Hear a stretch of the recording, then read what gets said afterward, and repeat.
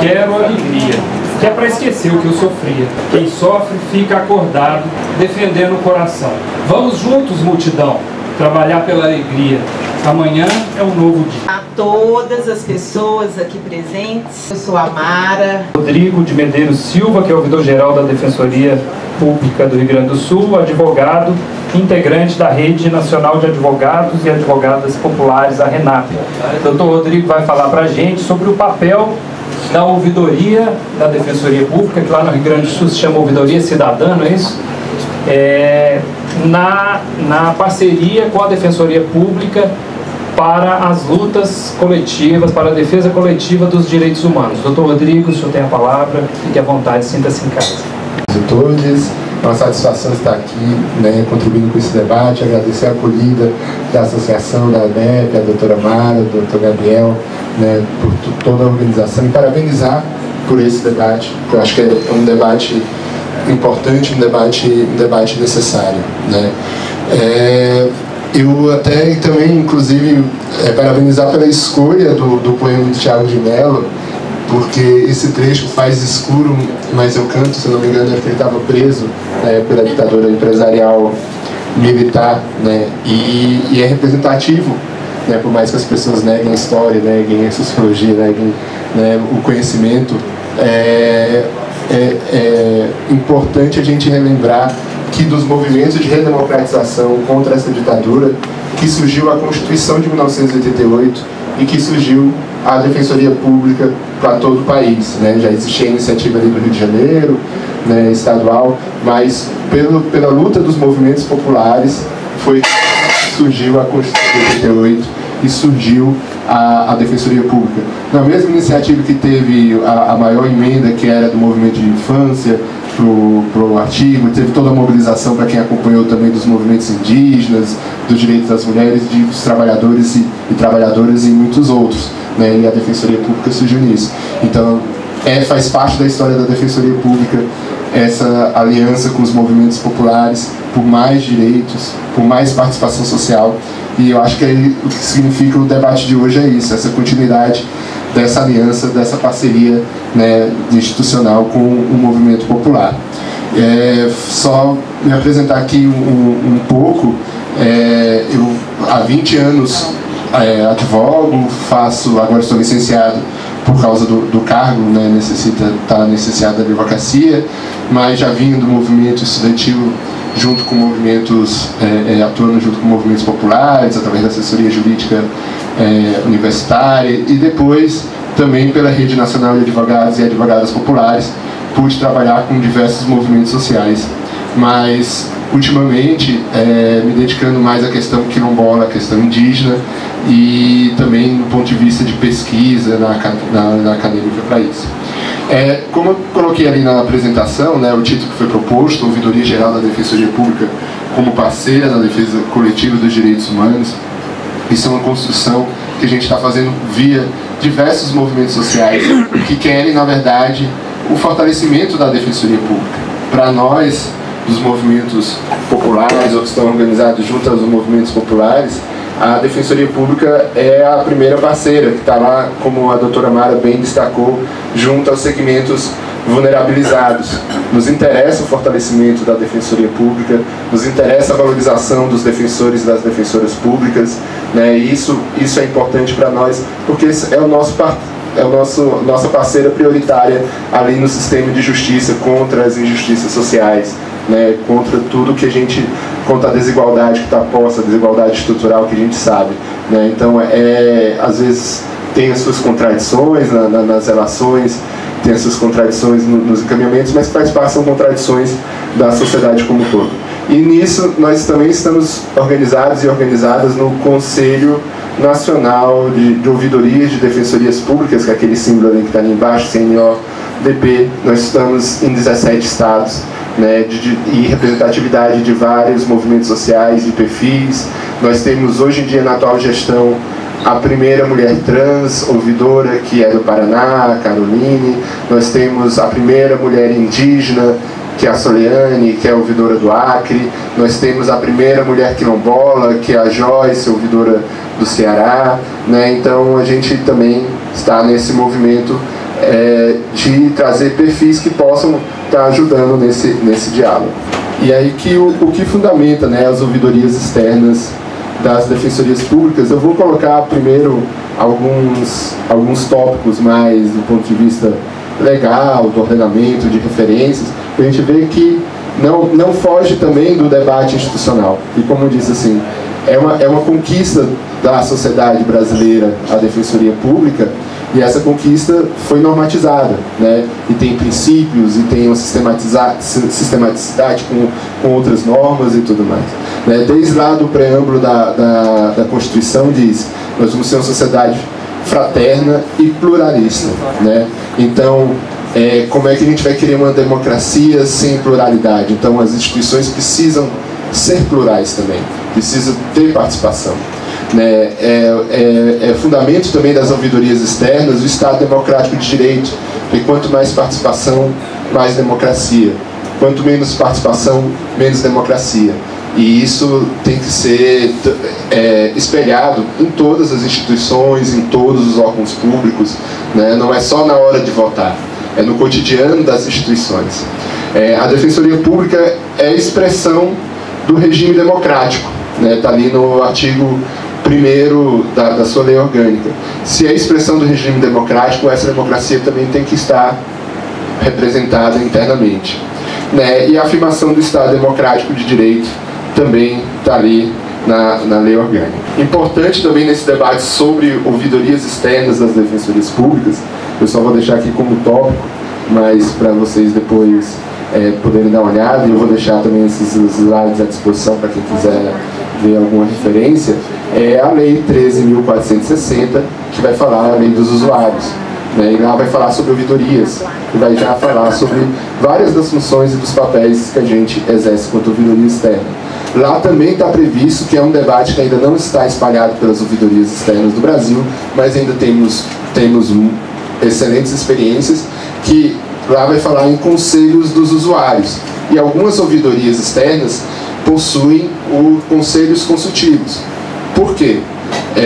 Por mais que a pessoa seja representativa e seja articulada com diversos movimentos sociais, é muito difícil essa pessoa ter toda uma interlocução ou conhecimento, expertise em todas as matérias, em todas as áreas com profundidade, né? Então, tendo um conselho de participação social, que é fundamentado, por exemplo, na Lei dos Usuários, né, que a Defensoria Pública também observa essa lei, a gente vai conseguir dar maior alcance a esse espaço de participação social, porque não vai ser apenas uma pessoa, vai ser uma pessoa que está ouvindo, né, uma representatividade da sociedade civil. E São Paulo possui conselho consultivo. Rio Grande do Sul, nós estamos com uma proposta a ser debatida no Conselho Superior da Defensoria Pública. O Rio de Janeiro também vai colocar essa proposta. Então, no meu entender, um avanço. E isso não é novidade, essa questão da participação social, desde de outras normas, como o PNDA3, se debateu maior participação. Eu não vou aqui ler tudo isso, mas está previsto na Lei Orgânica da Defensoria Pública. Vocês, né, o pessoal da Defensoria Pública sabe, desde 2009, essa feição da ouvidoria como ouvidoria externa, escolhida a partir de uma lista tríplice da sociedade civil, desde 2009. Né, nós temos essa configuração. E aqui, né, eu dei uma pesquisada, já foi incorporado na lei estadual que vai falar sobre a Defensoria Pública também, né, reproduzindo a lei federal, essa feição da ouvidoria externa. Onde nós estamos hoje no Brasil, né? Nós estamos em 17 estados. Estamos esperando, estamos na torcida que Minas seja o 18º, e aí abre porteira para a gente fechar logo os 27 de uma vez, né? Que vai ser uma experiência muito boa.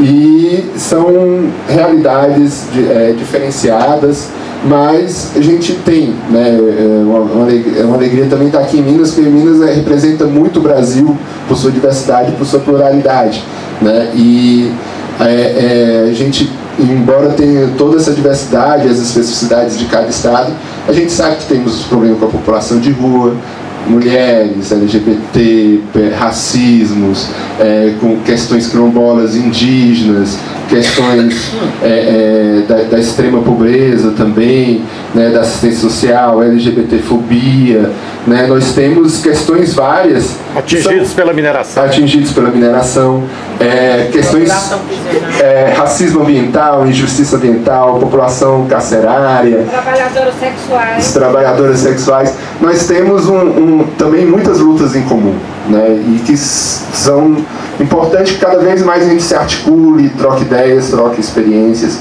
Isso a gente vai ver aqui mais adiante.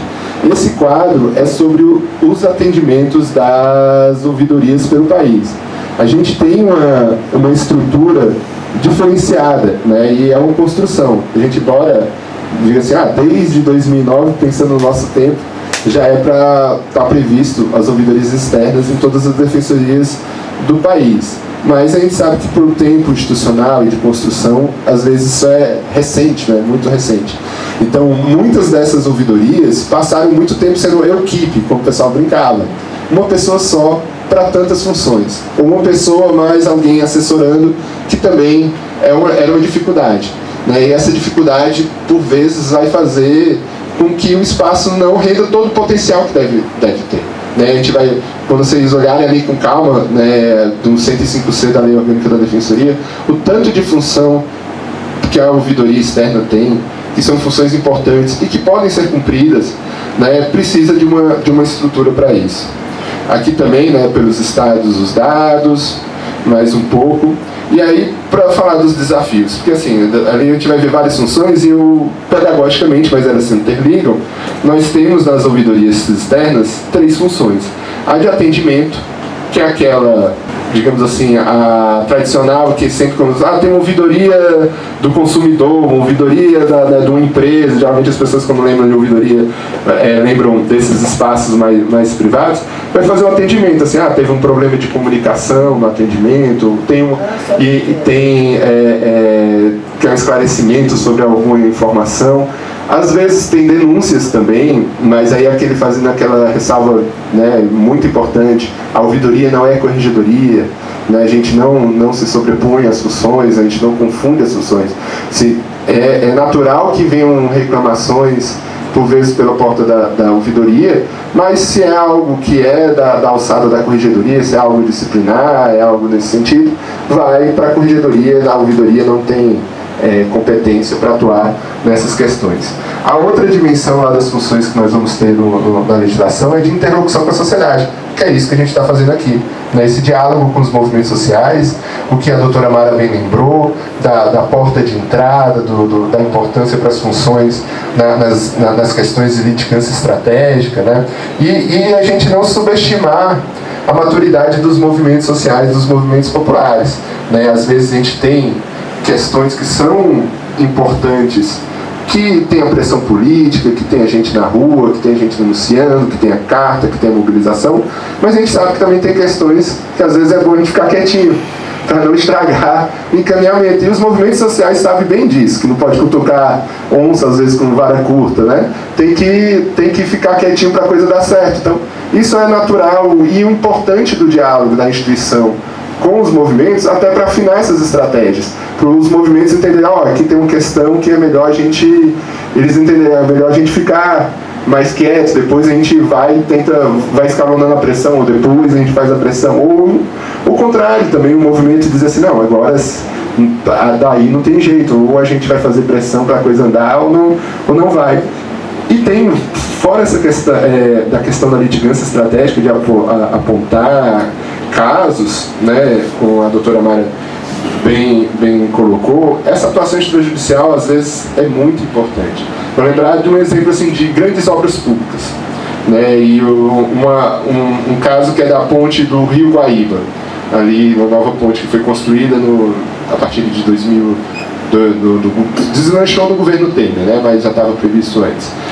Essa nova ponte do Guaíba, ela retirou muitas pessoas e queria retirar várias pessoas de uma forma desnecessária, que não era previsto, promovendo gentrificação com a desculpa da obra, né? A Defensoria Pública da União, no caso, ela ia tratar do assunto e já ia começar a tratar, fazendo um monte de audiência de indenização, né, que quando a empresa provoca para, sabe, são essas não sei quantas mil famílias, e começa a marcar um monte de audiência na Justiça Federal que ia lotar os defensores e as defensoras da União naquele monte de audiência. E foi quando o movimento social procurou a Defensoria Pública para tratar de uma forma global, que aí evitou de, nessa discussão, claro que não conseguiu fazer, infelizmente, tudo que o movimento estava se organizando e propondo, mas conseguiu mitigar muito a questão e várias das famílias não foram retiradas. Isso diminuiu, por exemplo, muito o trabalho dos defensores e das defensoras, racionalizou esse trabalho. Uma outra possibilidade também são os amigos curi, né? Os amigos da corte, assim, que vocês já devem ter visto, por exemplo, agora na questão do marco temporal indígena, teve muitas, né, ações de organizações para os amigos curi, né? De repente tem uma ação estratégica da Defensoria Pública que é importante mostrar a legitimidade daquele debate da sociedade e que de várias organizações da sociedade possam entrar com amigos curi, mostrando a sua expertise naquele tempo. E a outra dimensão da atuação das ouvidorias externas é o aperfeiçoamento da instituição, porque a ouvidoria externa tem assento no Conselho Superior da Defensoria Pública, não com voto, mas com voz, e tem essa função justamente de preparar relatórios, estatísticas, de fazer proposições a partir do atendimento, a partir dessa interlocução com a sociedade. Né? Tá. A defesa coletiva dos direitos humanos, né, está diretamente ligada a essa interlocução com a sociedade, né, com os movimentos sociais que já estão, né, lidando muito tempo com determinadas pautas, né, coletivas, por exemplo, a reforma agrária ou a luta pela moradia, né, que é um déficit nacional sobre a moradia. Mas essas três dimensões de atendimento, interlocução com a sociedade e aperfeiçoamento institucional estão todas interligadas, porque a partir dos atendimentos você tem um quadro e você pode tirar dados, você pode tirar amostras para fazer proposições para a instituição. Né? E também com diálogo com os movimentos sociais a gente também consegue ter proposições nesse sentido, né? A interlocução com a sociedade, que às vezes, né, que é algo que é um entrave muitas vezes, um receio de interferências indevidas, mas isso faz parte da democracia, faz parte da construção da participação social e está prevista na lei orgânica da Defensoria Pública também, né? Promover atividades de intercâmbio nas funções da ouvidoria, de intercâmbio com a sociedade civil, contribuir com a disseminação de formas de participação popular, manter contato permanente da Defensoria, estimulando permanente sintonia com os direitos dos usuários. E aí o que temos feito? Vou dar alguns exemplos, algumas amostras, não vou conseguir contemplar todas as atividades que existem, né, pelas 17 ouvidorias do país, mas é só para a gente entender.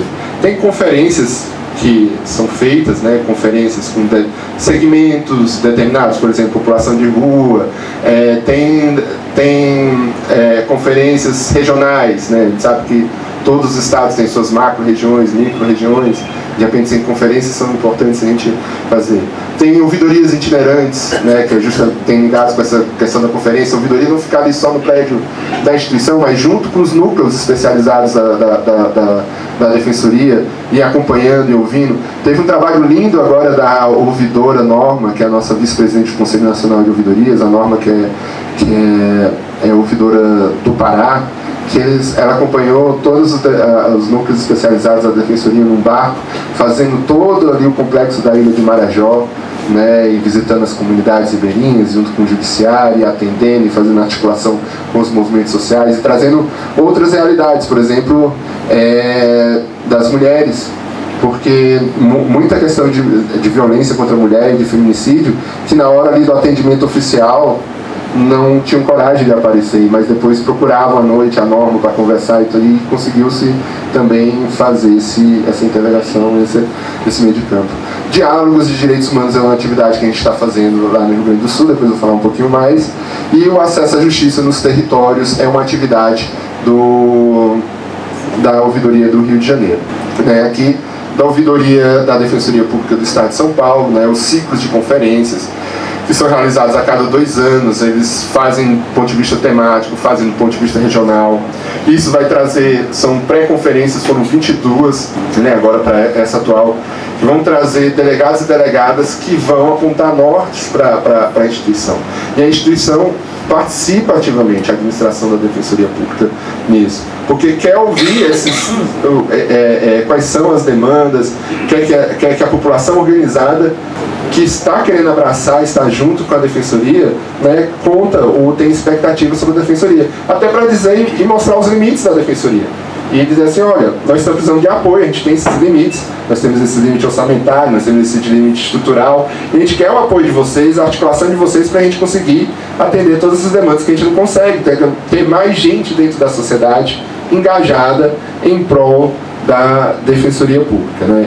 Essas experiências das conferências de São Paulo são muito importantes, são muito interessantes, é algo que depois vocês com calma podem dar uma olhada para quando, né, tiver implantado aqui a ouvidoria de Minas Gerais, se vocês acham que é algo pertinente. A ouvidoria itinerante também é uma atividade da ouvidoria de São Paulo, né, produz um relatório da missão, sobre a qualificação do atendimento e serviços prestados, dá um retorno para a administração sobre aquela atividade naquele local, como é que está sendo vista a defensoria, o que é que pode ser aperfeiçoado, né, como é que pode melhorar o atendimento. No Rio de Janeiro é muito interessante essa questão dos parceiros e parceiras da Defensoria Pública e o acesso à justiça nos territórios. E é uma integração entre a ouvidoria externa e os núcleos especializados de moradia, de direitos humanos, né, e que muitos territórios, a gente sabe, lá no Rio de Janeiro, lá é mais emblemático, mas isso acontece também em todas as grandes cidades do país, que vários serviços públicos não entram por causa da violência e o descaso do poder público, né? E a Defensoria Pública nesses territórios agora está entrando, por causa da articulação com os movimentos sociais, né? No Complexo da Maré, no Complexo da Alemão, onde não chegam outros serviços públicos, a Defensoria Pública chega. E ela consegue, por exemplo, fazer regularização fundiária, porque os técnicos da prefeitura não conseguiam entrar para fazer lá os desenhos que tinham que fazer necessário, etc., para fazer a regularização fundiária. Numa articulação da ouvidoria com o movimento social, conseguiu-se que os técnicos entrassem, fizessem trabalho, e milhares de processos que estavam parados de regularização fundiária começaram a andar de novo. Até questões pontuais mais importantes, que tratam da vida, fizeram até resgate de uma pessoa uma vez, via essa articulação, ouvidoria, Defensoria Pública, movimentos sociais, né, nessa área. Alguém está sequestrado? Era alguém que estava lá preso, né, mas questões internas lá. E essa questão dos parceiros e parceiras da Defensoria, eles fazem um curso de formação, tipo promotoras legais populares ou defensoras legais populares, né? E aí eles têm simbolicamente 3 exigências. Que sejam pessoas que já sejam referência nas suas comunidades, não por dinheiro, não por ganhar dinheiro, mas aquela pessoa assim, que é procurada assim, quando tem um problema, isso aí tu vai na prefeitura, não, isso aí você vai na Defensoria Pública, isso aí você vai naquele órgão. É aquela pessoa que já é a referência em relação a isso, então essa pessoa vai ser procurada para fazer o curso. Porque vai entender como é que funciona a Defensoria, onde procurar na Defensoria, o que é que faz cada núcleo, né, como é que ela é estruturada. As outras exigências que são simbólicas é a defesa, e que são importantíssimas, é a defesa incondicional dos direitos humanos e a defesa incondicional do serviço público, né, que pedem esse compromisso das pessoas para fazerem o curso. E está estritamente ligado ao acesso à justiça nos territórios, né? Como não tem o serviço público e não tem estrutura, as organizações locais que a gente visitou lá do Complexo da Maré e da Alemão fazem essa pré-triagem para a Defensoria Pública, quando não vai simplesmente aquela defensoria itinerante, aquela van da defensoria lá, e chega para fazer um atendimento ali, meio, né, que às vezes não dá para fazer tudo, porque as pessoas não têm um documento e fica aquela pendência, né? Eles já fazem organizada a pré-triagem, já orientam as pessoas quais são os documentos, que é que precisam levar, e anunciando, agora, no dia 27 de novembro, vai vir a van da defensoria para fazer isso, isso e aquilo. E aí todo mundo se organiza, recebe orientação do que é que precisa trazer de documento. Então já é algo que ajuda no trabalho da Defensoria Pública também. Já, como eu disse, a gente visitou o Complexo da Alemão e da Maré. Aqui a Defensoria Pública do Estado do Ceará, isso não é da ouvidoria, mas a ouvidoria, naturalmente, ela é envolvida, mas parte da própria administração da Defensoria Pública, que faz um orçamento participativo, já está no 7º, acho que vai para o 8º, orçamento participativo da Defensoria Pública, e tem aqueles mesmos limites, né, que todos os órgãos públicos e instituições têm, porque grande parte do orçamento já está comprometido com folha, com determinadas funções de estrutura, mas tem aquela margem de você pensar, agora para onde nós vamos crescer, para o que é que precisamos mais estruturar. Isso é importante, ouvir a sociedade. Outra coisa que eu sugiro vocês darem uma olhada é os encontros do Conselho Nacional de Ouvidorias, que a gente faz essas trocas de experiência, conhece o trabalho dos colegas, das colegas, está produzindo cartas, né? Por exemplo, aí teve a carta do Acre, que naturalmente vai tratar muito sobre essa relação Defensoria Pública e povos originários, que é importantíssimo. Já tem diversas sugestões no aperfeiçoamento, né, dessa relação.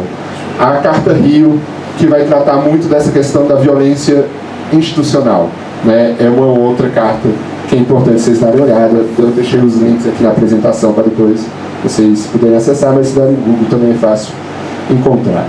A gente tem também um prêmio, né, que é o Selo Esperança Garcia, foi agora essa semana, que reconhece ações políticas de equidade racial desenvolvidas pelas defensorias públicas que contam com ouvidorias externas, né, teve a premiação agora há pouco, nessa semana mesmo, e é algo de um reconhecimento da importância desse trabalho das defensorias públicas. E no Rio Grande do Sul, né, de onde eu venho, no Rio Grande do Sul, a gente está promovendo o Diálogos de Direitos Humanos. Quais são esses diálogos? A gente está procurando temas que os movimentos sociais querem debater no interior do Estado, né, que por vezes já a Defensoria Pública já está atuando, mas não tem aquela relação com as lideranças ainda, porque também a gente tem que entender o defensor e a defensora pública, né, está ali lotado de ações, de audiências, de prazos, de citações, intimações, não consegue fazer a contento essa articulação política. E daí a importância também da ouvidoria, que vai ajudar nesse diálogo. E vai ajudar também a diminuir os processos, como eu disse, assim, por exemplo, uma grande obra pública, né, que às vezes não consegue fazer esse olhar. E a gente faz esse diálogo para aproximar em determinados temas, em determinadas ações. E a gente está fazendo junto com uma iniciativa muito importante da Corregedoria da Defensoria Pública, né? Porque a gente, às vezes, quando ouve corregedoria, pensa mais naquela questão disciplinar, correção, né? Mas tem uma feição propositiva também, de orientação.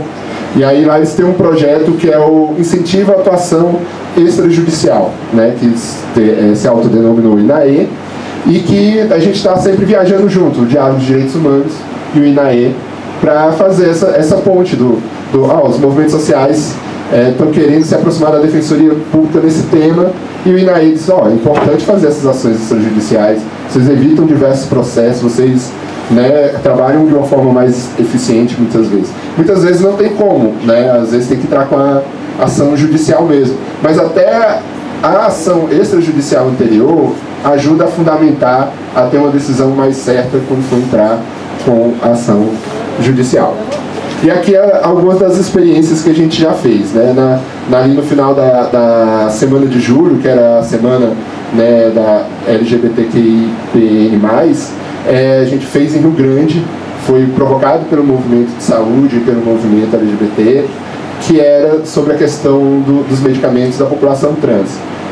Esse é um caso que o defensor público já tinha uma boa atuação, né, nessa questão, mas ainda não tinha uma articulação com as lideranças do movimento local, e que a gente fez essa proximidade, discutindo com o pessoal do hospital universitário, com o pessoal do Conselho de Saúde, né, a gente conseguiu fazer uma interligação muito interessante em prol dessa questão dos medicamentos da população trans. Na mesma semana em Porto Alegre a gente fez um outro debate também sobre isso. Em Salto do Jacuí a gente fez um debate sobre indígenas e quilombolas, aquela foto anterior que tem ali por volta de 100 indígenas e quilombolas, duas comunidades indígenas e uma comunidade quilombola, que começou a aproximar o defensor público, que ainda não atuava, né, nessa questão, e já entrou inclusive com ação exitosa nesse sentido, quer dizer, a ação já existia, mas ele entrou com uma petição que foi exitosa nesse sentido. Agora está para uma comunidade indígena que ia sofrer uma reintegração de posse, ele conseguiu segurar, né? Aí tem toda uma especificidade que não estava na esfera federal, está erroneamente na esfera estadual, mas a Defensoria Pública Estadual conseguiu atuar, conseguiu evitar. Um outro debate que a gente também fez em Pelotas é a questão das doulas. Eu não sei como é que está aqui em Minas Gerais, mas lá está uma militância enorme do Sindicato dos Médicos, que em todos os municípios querendo aprovar uma lei do parto humanizado. Assim, a lei, o nome da lei parece bem bonitinha, mas quando a gente vai ver lá, tem um artigo 7º que vai impedir ou dificultar a atuação das doulas, né? E aí Pelotas era um município que estava tendo esse problema. A gente fez para aproximar a defensora pública que trabalhava na competência na área da saúde do movimento de doulas e dessa articulação, né, dessa questão. Uma outra que a gente fez foi visitar uma escola na terra indígena de Ventara, Caigangue, em Erebango, uma escola que nunca foi terminada, né? A gente vê ali as imagens, parece até, eu acho, a gente fez, né, uma brincadeira, mas não é uma brincadeira boa, que parece presídio. O arquiteto que foi trazido foi da SUSEP, né, porque as portas de ferro, tudo fechado, mas mesmo assim não foi terminada a escola indígena. E aí a Defensoria Pública da região vai começar a atuar extrajudicialmente. E aí a importância também dessas comunidades, né, tradicionais, essas comunidades de povos originários, quilombolas, pescadores, né, ribeirinhos, né, de agricultura familiar, quanto é importante a defensoria ir no território também, né? Porque às vezes, quando você ouve naquele espaço institucional, a pessoa está mais intimidada, não é o espaço dela. Quando você vai lá no território, você termina conhecendo outras questões, outras realidades, outras formas de poder atuar e de poder agir, né? Inclusive, lá a gente descobriu que tem uma realidade na região que o Banco do Brasil não dá crédito agrícola para indígena. Na fala dos gerentes, né, falam, entre aspas, eles falam índio, né, eles dizem assim, não, para eles corta assim, índio, não tem direito a Pronaf, é regra interna. Onde existe essa regra interna, ninguém sabe. Mas eles sistematicamente estavam negando. Tem um caso lá emblemático de um indígena que há 15 anos acessava o Pronaf e pagava tudo direitinho, e teve que mostrar alguma documentação que o gerente descobriu que ele era indígena e cortou o acesso dele ao Pronaf. E aí outra coisa que a Defensoria também vai começar extrajudicialmente a atuar para isso não mais acontecer. E as ouvidorias e defensorias públicas também estão naquela luta mais aguerrida, porque como são naturalmente, por vezes, são os primeiros a chegar, né? A gente às vezes está ali naquela situação do conflito, do confronto, né? A primeira imagem ali é do ouvidor Guilherme do Rio de Janeiro. Ele junto com a Defensora Pública do Núcleo de Moradia, ajudou a mediar, né, que o pessoal entrasse na ocupação para poder ser ouvido e a Defensoria poder fazer o trabalho. O segundo é uma imagem também de uma outra ocupação no centro da cidade, agora só que de Porto Alegre, que a Guarda Municipal atacou, a Conselheira Nacional de Direitos Humanos, atacou o parlamentar, me atacou também, né, mas a gente conseguiu evitar uma violência maior contra as pessoas e o movimento foi vitorioso, conseguindo que o prédio que ia a leilão fosse destinado para interesse social de moradia. E o outro é a companheira Ângela, ouvidora de Goiás, do MTV. Ela também ali na ocupação de mulheres do MST, ela ajudou a mediar que o pessoal estava sem acesso à água, e ela chegou lá, conseguiu que o pessoal tivesse acesso à água, e também trouxe a interlocução da Defensoria Pública que os núcleos especializados fossem trabalhar. No meu caso ali em Porto Alegre também, assim que eu cheguei, contactei o núcleo de moradia e depois percebi um problema no telefone de comunicação do plantão penal, conversei com o pessoal da corregedoria, consegui acesso ao pessoal do plantão. A defensora plantonista foi lá também por causa da violência, do abuso de autoridade da Guarda Municipal, e a gente conseguiu avançar, né, nesse sentido. Eram essas as partilhas que eu queria fazer de vocês, das experiências que a gente tem com ouvidoria externa, da perspectiva, da visão, e ficar aqui à disposição para o debate, né, e feliz de ver, né, a companheirada aqui da Renap, né, o Frei, né, a gente está, né, tá aqui junto, e também outras pessoas que rapidamente aqui eu conheci, né, de tantas lutas, e também defensores e defensoras públicas que estão abraçadas nessas lutas, companheiros, né, considerados também, que a gente precisa, e a gente tem um bem-querer enorme. A Defensora Pública Geral, de criação do cargo da Defensoria Pública de Minas Gerais. Então, o cargo está criado, a regulamentação do Conselho Superior está feita, agora só precisamos dar o start nesse processo, assim, é o que falta. Então, é muito importante que os movimentos estejam preparados para isso, que as pessoas estejam cientes de como o processo se dá, como funciona, qual a importância, qual o papel, e a fala do senhor vem a agregar muito nesse sentido, porque é um tema pouco debatido aqui em Minas Gerais. Não sei se o senhor sabe, mas a palestra, o tema da palestra, ou a fala da ouvidoria, foi uma escolha dos próprios movimentos sociais, porque esse encontro foi pensado o máximo possível coletivamente. Nós estamos já há 3 meses entrando em contato com as lideranças, construindo esse contato, né, que é um contato que hoje ele é feito muito pontualmente entre os defensores públicos dos direitos humanos e as lideranças dos movimentos das áreas da respectiva atuação. Então não existe um contato mais amplo e geral, especialmente por parte da associação, né? Então a gente iniciou alguns questionários, a gente fez uma espécie de diagnóstico. Imagino que a grande maioria das pessoas aqui presentes respondeu a esse diagnóstico, e nesse diagnóstico nós perguntamos qual a data de preferência do encontro, qual o formato de preferência do encontro, se com palavra aberta, se com grupos de trabalho, e qual o tema que gostariam de ouvir. E o tema da ouvidoria foi um que se destacou, e por isso nós chegamos ao nome do senhor como um ouvidor que tem se destacado nesse papel muito grande de ser parceiro na promoção dos direitos humanos. Então, é um tema que é muito caro para nós defensores e muito caro para os movimentos sociais. Agradecemos o senhor ter topado se deslocar lá do Rio Grande do Sul para Minas Gerais. Dr. Rodrigo, que é cearense, descobri agora há pouco, por isso que não tem o sotaque gaúcho carregado. Que a gente sabe que é muito parecida, se não igual, à regulamentação do Rio Grande do Sul, ou seja, o processo de escolha do ouvidor geral. Ele foi transplantado lá da Defensoria do Rio Grande do Sul. Então, se o senhor puder falar um pouco, ainda que brevemente, sobre esse processo, como é que foi o caminho do senhor até ser escolhido como ouvidor, quais são as nuances, o que é importante os movimentos estarem atentos, o que é importante os movimentos saberem nesse sentido, para que as pessoas tenham realmente um conhecimento mais prático sobre esse processo. É uma eleição complexa, né, porque você tem que formar uma lista tríplice a partir do movimentos da sociedade civil, e depois você tem que fazer um diálogo com a Defensoria Pública, que não é uma instituição monolítica, né? Não é um bloco só, assim. Falei com a doutora Mara, está resolvido, né? Tem outros espaços. A doutora Mara, a gente precisa falar com a doutora Mara nesse processo, mas a gente tem que falar também com outros espaços dentro da Defensoria Pública e mostrar que o movimento social está vindo para somar, para ajudar, para aperfeiçoar a instituição e não colocar em empecilhos, embate, dificuldades e tudo mais.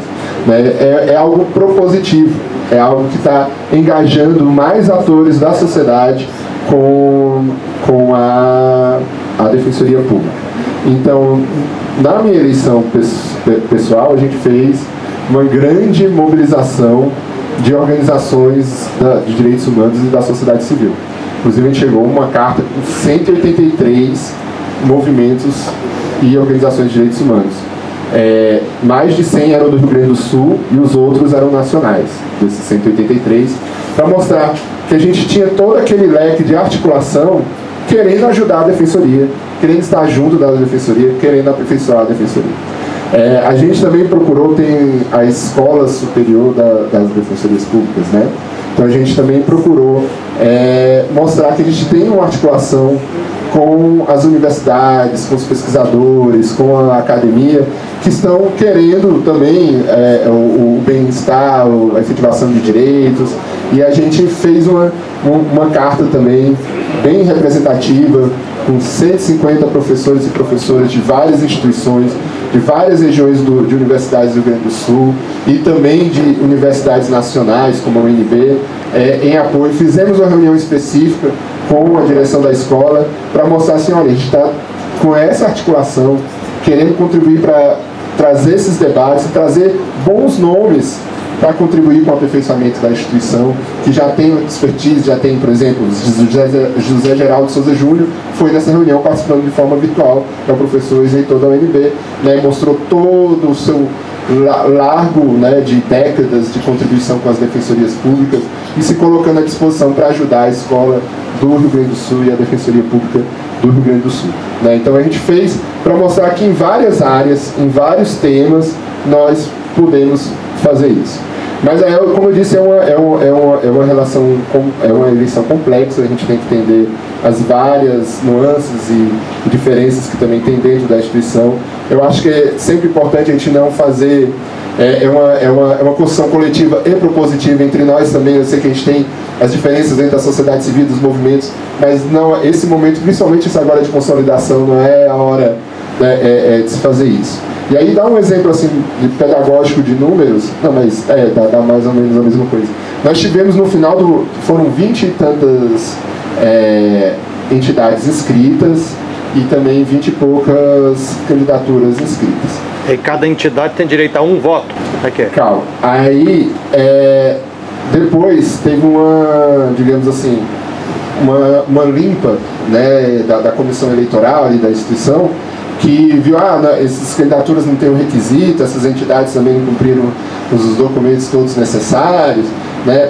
E aí uma visão crítica minha, construtiva, que outras ouvidorias e outras defensorias, se vocês puderem fazer isso, não trabalhar dessa forma de, digamos assim, de concurso, de estipar a candidatura. Trabalhar numa perspectiva das eleições normais que a gente tem pelo país, de prefeito, vereador, deputado, etc. Quando a pessoa ou a entidade não tem um documento, que se dê prazo para trazer o documento. Não estipe aquela candidatura, né? Porque o que a gente quer é garantir mais participação social e não menos, né? Então, se por acaso, faltou uma certidão negativa de alguma coisa, diz, olha, faltou a certidão, vocês têm 48 horas, têm 72 horas para trazer essa certidão e poder participar, porque a gente quer que você participe. Não quer fazer pegadinhas burocráticas para tirar a participação, né? Eu acho que essa é uma sugestão importante a ser percebida. E aí, nesse processo de limpa, ficou 11 candidatos e, se eu não me engano, 10 entidades, ou 12 entidades, por aí. Né? E aí, como é que acontece o processo? O Conselho Superior da Defensoria Pública, aqui são 9 também, né? São 9 defensores e defensoras públicas. Eles vão olhar, vamos dizer, para aquelas 10 entidades que foram habilitadas e vão votar de 1 até 3 entidades. Então, a depender da conformação do Conselho Superior, né, das suas diferenças internas ou das suas afinidades internas, isso pode ter gente que vai votar só numa, tem gente que vai votar em 3, né, às vezes tem umas afinidades, o pessoal diz, vou votar nessa internamente, que às vezes a gente da sociedade não sabe, mas eles estão, né, nos seus diálogos que são pertinentes da vida, da dinâmica da democracia interna dentro da instituição. E então vão escolher as 3 mais votadas. Nesse processo há uma oportunidade de cada entidade se apresentar, né? Tipo, vou fazer a minha campanha, vou dizer assim, porque é que eu sou legal para o Conselho Superior votar em mim, ou porque eu tenho mais pertinência de votar em mim para essa escolha. E aí as 3 mais votadas é que vão votar, vendo aquelas 11 candidaturas que existiam. E aí essas 3 mais votadas só podem votar num, realmente, e não podem repetir o voto. E aí nisso vai ser escolhida a lista tríplice. E aí daquelas 11, as 3 mais votadas ali, né, que saíram ali das entidades, vão olhar para os candidatos e candidatas habilitadas e vão escolher uma pessoa. Eu fui uma das pessoas escolhidas e esses 3 nomes voltam novamente para o Conselho Superior, para aqueles 9 defensores e defensoras públicas, para escolherem a pessoa que vai ocupar o cargo. Doutor Rodrigo, não entendi um detalhe aí, são 3 entidades, cada entidade representada por uma pessoa, então só vai ter 3 votos. Imagine se 2 votar no mesmo ou 3 votar no mesmo, aí só vai ter um candidato? Não pode, é isso que, na regra não permite. Tipo, vamos dizer que tá, eu, o senhor e a Larissa, né, nos 3. Aí o MAB votou no senhor, não vai poder o MST votar no senhor de novo, vai ter que votar em mim ou na Larissa. Entendi. Do que está escrito, digamos assim. Não vai poder repetir o voto. O que se tem também é a possibilidade de abstenção, que eu não sei se isso está regrado na normativa. Eu acredito que não está regrado, mas em todas as eleições, às vezes, tem a possibilidade. Se tiver abstenção, não vai eleger 3. E aí, se um abstiver, só vai ficar 2. Isso, E aí também tem um outro debate que é complexo, eu acho que é interessante formar os 3, porque tem questionamentos assim, já ouvi, né, em algumas eleições, não nessa, em outras.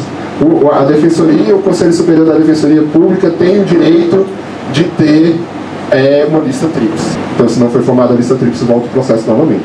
Em tese, né? Mas isso não aconteceu. Mas é importante que tenha a lista tríplice, eu penso assim. Então, eu acho que a sociedade tem que, de uma forma madura, chegar ao maior consenso possível, às vezes não é possível, né? Para formar a sua lista tríplice.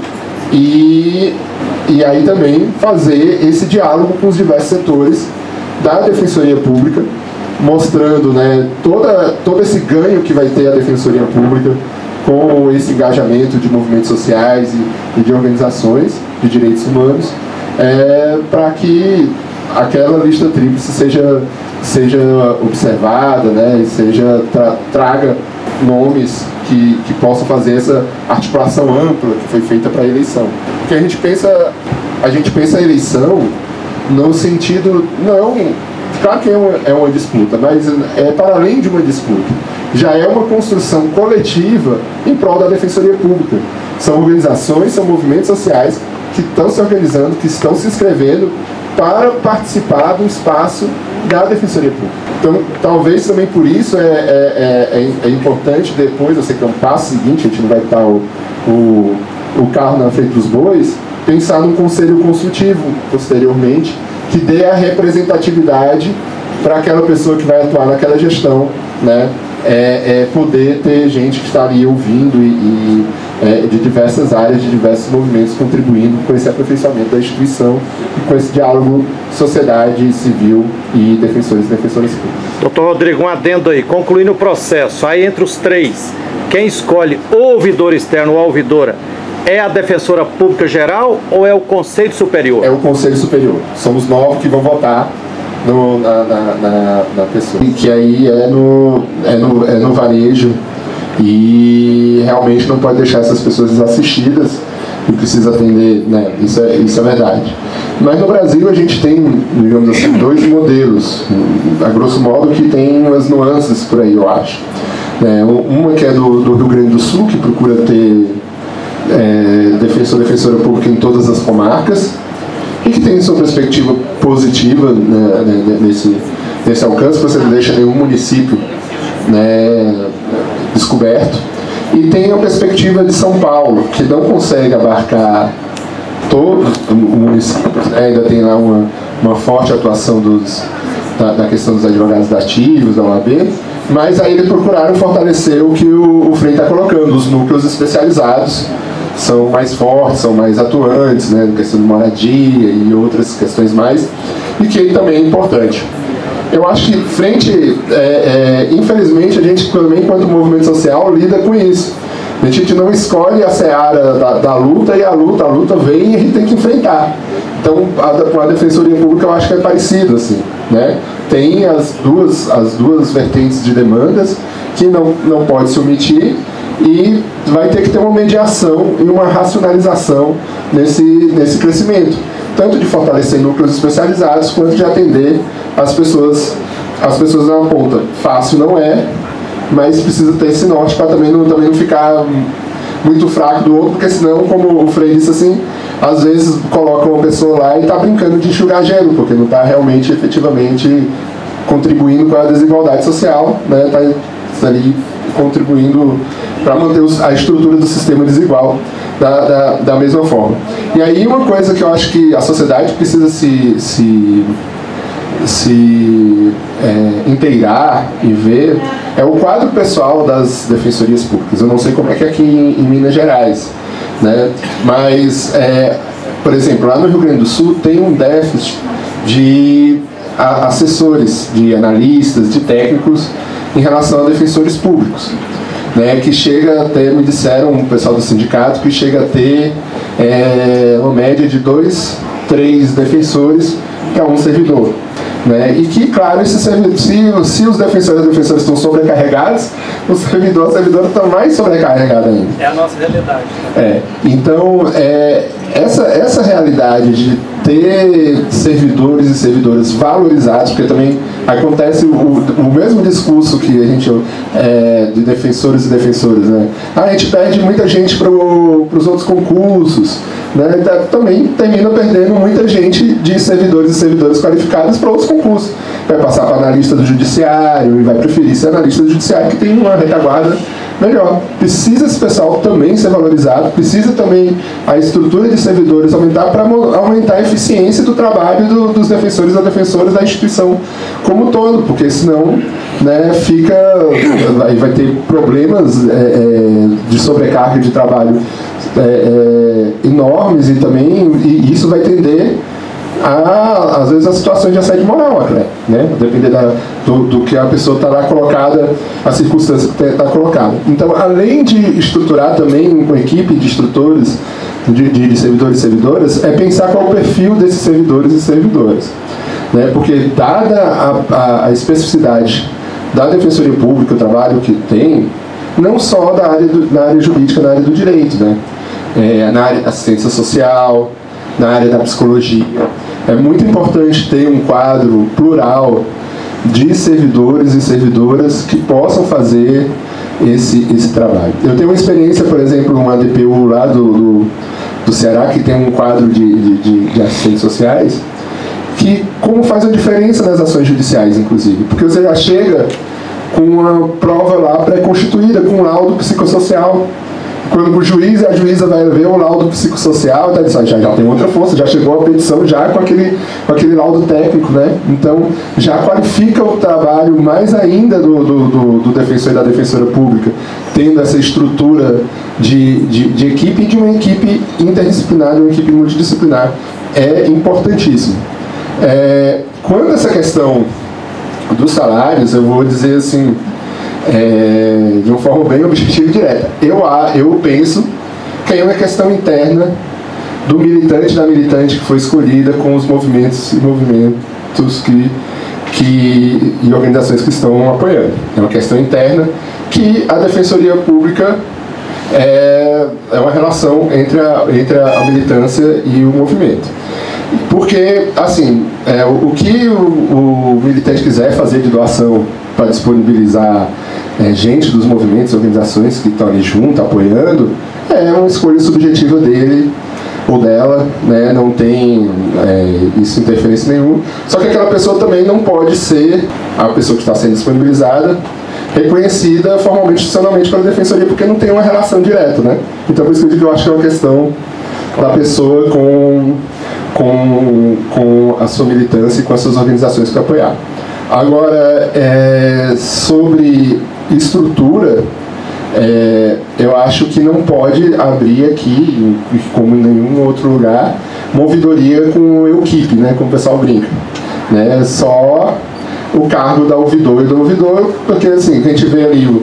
E quando surge o cargo e a função, o que tem de atendimento vai aumentar exponencialmente, né?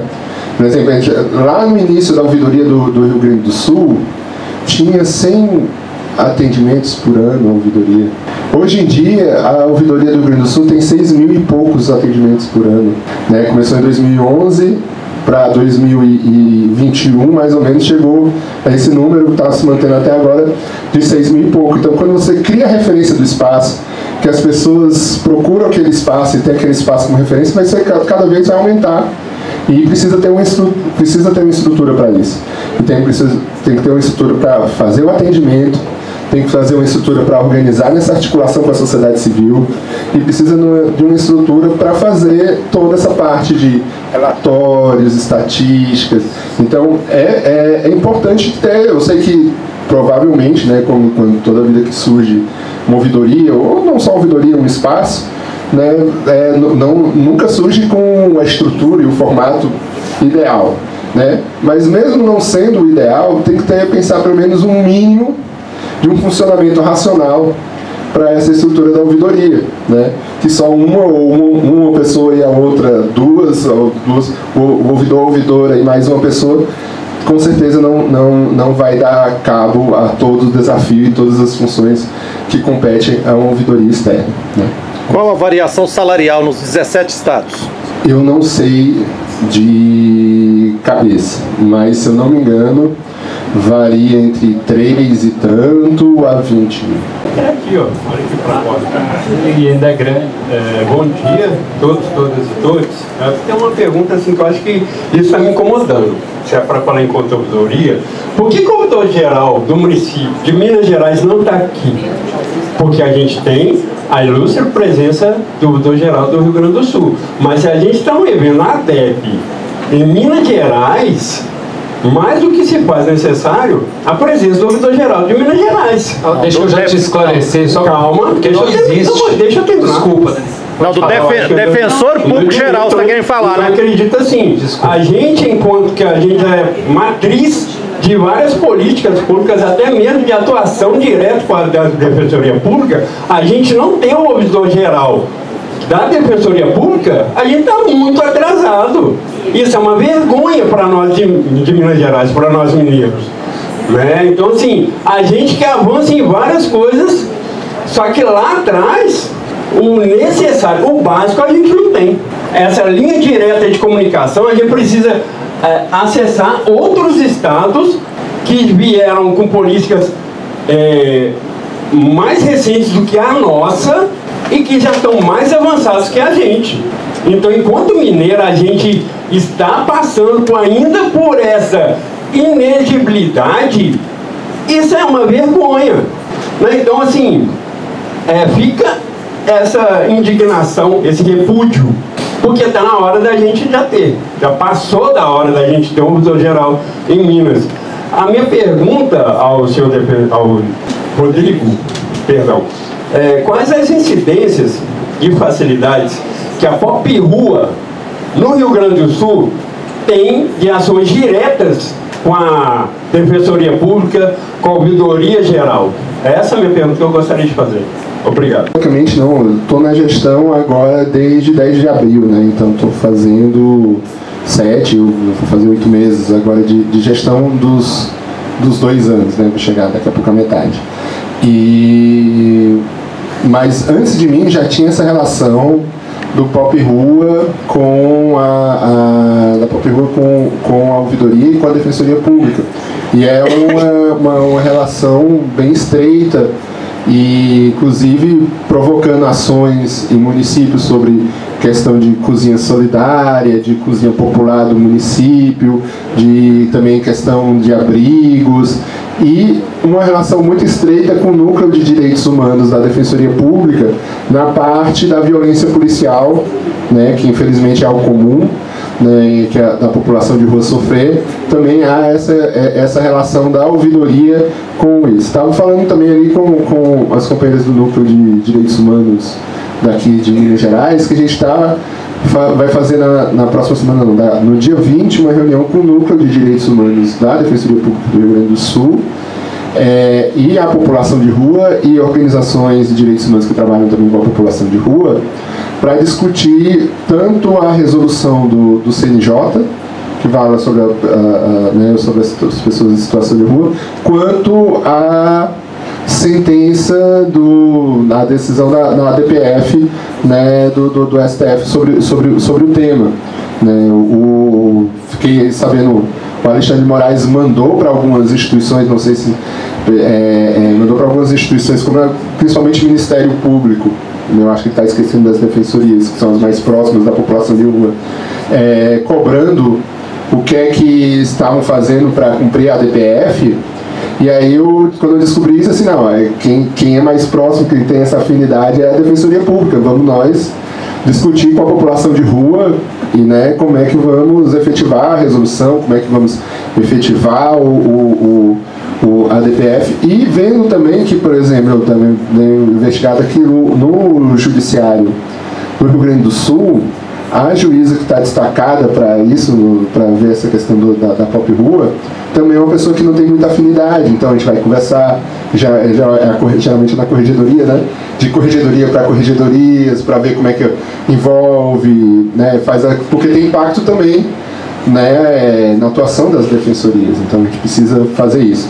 Então, não sei, Daniel, se eu conseguir responder a tua pergunta. E sobre aquela pequena confusão sobre a prefeitura ou o Defensoria Pública Geral, lá no Rio Grande do Sul teve uma iniciativa interessante que fizeram agora o Rio Grande Te Escuta.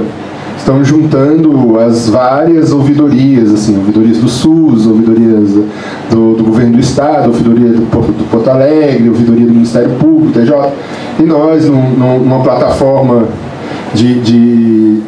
ainda não é numa plataforma única, mas assim, numa cartilha, eletronicamente todos os contatos, a gente está procurando fazer atividade junto para aumentar essa eficiência, né? Não de repente dizer assim, não é aqui, se vira, vai lá atrás do TJ, né? Ter uma comunicação mais direta das ouvidorias e dos espaços e tornar o serviço público, no geral, mais eficiente.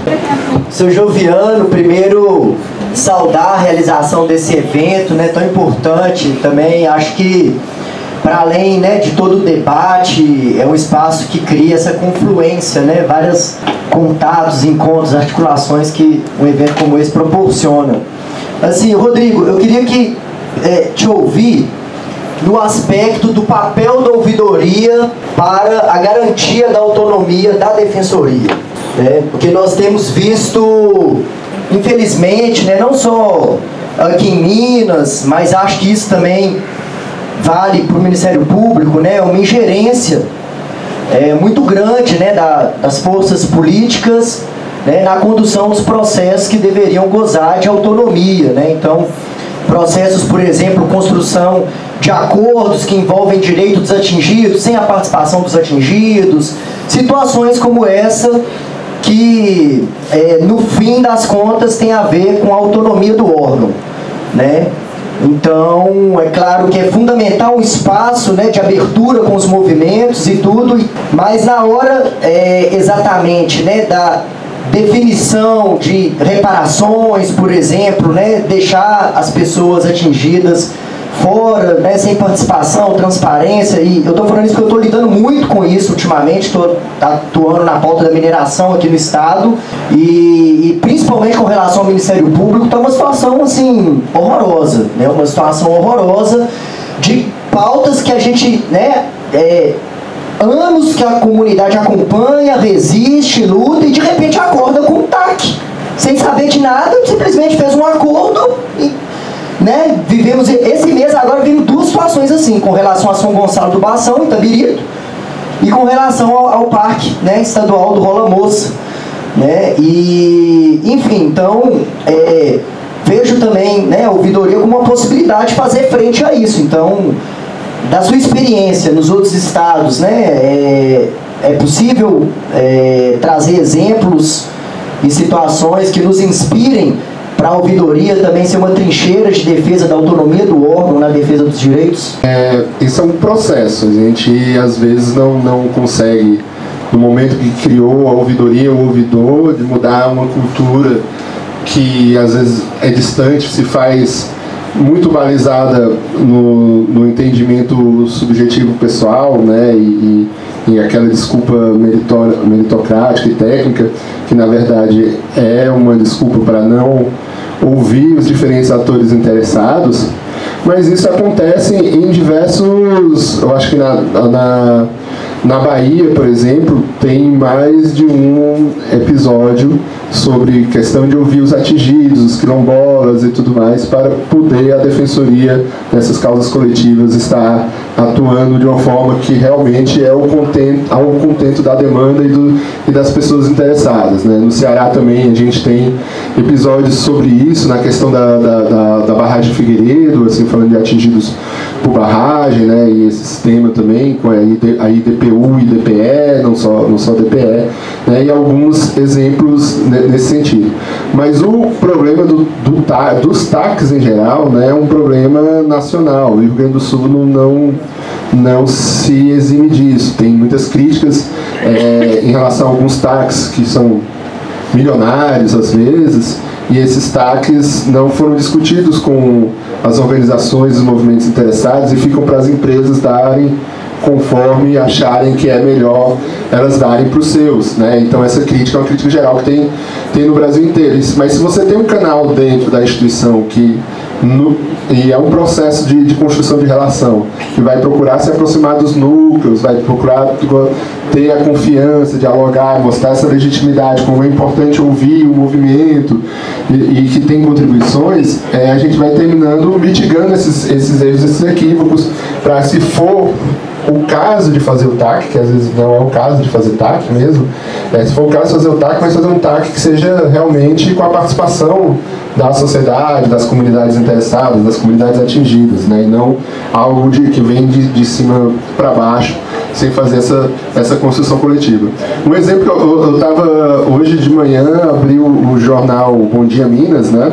E estava falando do Rio Grande do Sul, porque, infelizmente, mais um episódio de resgate de trabalho análogo à escravidão no Rio Grande do Sul, e estava passando no Bom Dia Minas, porque eles que foram resgatados, não sei se resgatadas também, e que estavam vendo como é que era para trazer do Rio Grande do Sul para cá. Esse é um TAC que está sendo TACs que estão sendo super criticados, porque se você for ver esse das empresas de vinho, das vinícolas lá do Rio Grande do Sul, já tem uns 6 TACs, lá desde 2006. Então o que é que a gente está percebendo? Os TACs valem a pena para eles. Então a gente diz, pagou tanto, pagou os direitos trabalhistas, mas pagaram mais indenização, mas é o que é possível. A gente não consegue nessa Justiça do Trabalho, condenação, a gente não consegue na Justiça Federal que seja condenado, e ainda não tem para expropriar a terra, né? Porque a previsão de expropriar a terra, isso não vai acontecer, e aí se faz esses TACs, e pelo que está se vendo, os TACs estão valendo a pena. E a gente do Brasil inteiro, né? Tem uma rota. Uma vez eu participei de um debate com a procuradora do Trabalho do Rio, e ela disse: a gente sabe, tem uma rota que é levada indígenas do Mato Grosso e do Mato Grosso do Sul para o Rio Grande do Sul, faz safras. Assim, as instituições sabem, não tem pernas para coibir esse trabalho análogo à escravidão no Brasil, né? E que o Rio Grande do Sul, infelizmente, faz parte. Aqui em Minas Gerais também, né, a gente já teve episódios muito tristes até de homicídios dos fiscais, etc. Então é algo que a gente precisa superar e às vezes, como tu disse, o TAC só vem para legitimar as estruturas. A gente precisa amadurecer como melhorar. Bom dia a todas, todos e todes. Eu me chamo Fernanda, sou advogada popular. Faço parte do coletivo de Direitos Humanos do MAB, Movimentos Atingidos por Barragens. Agradecer e parabenizar pela organização desse espaço, é de suma importância. Agradecer pela contribuição aí do companheiro, muito valorosa. Tem vários anos, né, que a gente vem reivindicado isso e tentado manter esse tema, essa discussão. Nós, enquanto rede, né, de advogados e advogadas populares, juntamente com várias organizações, a gente tem tentado manter vivo esse tema, né? Nós entendemos que a democracia, ela depende essencialmente dessa valorização, desse fortalecimento do controle social, assim. Então, em 2018 e 2021, a gente protocolou aqui na Defensoria, aliás, na Defensoria Pública, né, 2 manifestos que somam mais de 100 organizações. Em momento algum a gente teve retorno dos manifestos que a gente protocolou, e que pese assim, ter sido instaurado um procedimento interno que depois a gente foi vendo que foi caminhando, né? Mas assim, em nenhum momento essas organizações tiveram essa devolutiva, tal como a DEP, né, tá promovendo aqui. Então, parabenizar e agradecer, porque existe uma forte mobilização social em torno desse tema e que não tem sido valorizado. Então, por exemplo, em 2021, quando saiu a deliberação 180, né, que regula o procedimento, a gente sequer foi consultado ou informado, inclusive, assim, dessa resolução. Aí eu não sei se o Rodrigo tem conhecimento dessa resolução, porque os companheiros do Sul falaram é muito parecido com a resolução que surgiu aqui, nós temos críticas. E aí, se você tiver conhecimento dessa resolução, se tiver alguma avaliação, algum balanço disso, eu acho que era importante socializar conosco, assim. Uma outra questão, assim, que a gente tem essa questão, né, do fortalecimento do controle social, sobretudo, né, a partir da Defensoria Pública, para a gente reivindicar a democratização do sistema de justiça, que dentre todos os poderes, o que tem menos democracia é justamente o sistema de justiça, né? A gente, enfim, das instituições de justiça, a Defensoria é quem mais está próxima do povo. Então, quando a gente tem relações como essas, né, que o Jovi coloca, que se tornou um modus operandi, assim, é muito problemático, né? Ontem nós tivemos uma audiência pública na Assembleia Legislativa, onde foi discutida a ausência de participação social em grandes acordos coletivos e, lamentavelmente, a Defensoria Pública, né, não conseguiu estar presente, e a gente sabe que era muito importante que ela, inclusive, ouvisse o que os atingidos de Mariana, Brumadinho, Barão de Cocais, Macacos, Itatiaia Sul, N comunidades atingidas, né, por terrorismo de barragens, crimes socioambientais reiterados, contínuos, ouvissem, porque... e aí é uma segunda pergunta que eu quero fazer para o Rodrigo, assim. Como que a Defensoria tem contribuído com a participação social, assim? Porque nós aqui no Estado conquistamos uma lei inédita que garante participação social das pessoas atingidas em processo de reparação, mas essa lei vem sendo sistematicamente descumprida, assim.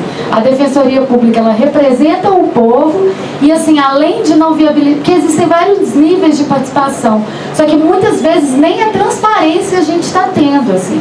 Então, em que medida que outros estados, ou sobretudo o Rio Grande do Sul, têm contribuído, assim, com a participação social, com a transparência, né? E, por fim, eu não sei se daria para também trazer um repasse para a gente, que me parece que no Rio Grande do Sul é desde 2011, né, a ouvidoria. Quais foram os principais aspectos, assim, que você acha que teve de ganho para a Defensoria, assim, nesses 12 anos de ouvidoria, assim? Porque é um tempo curto, mas que já dá para colher alguns frutos, assim, né? E é isso. Gratidão. Modelo de escolha.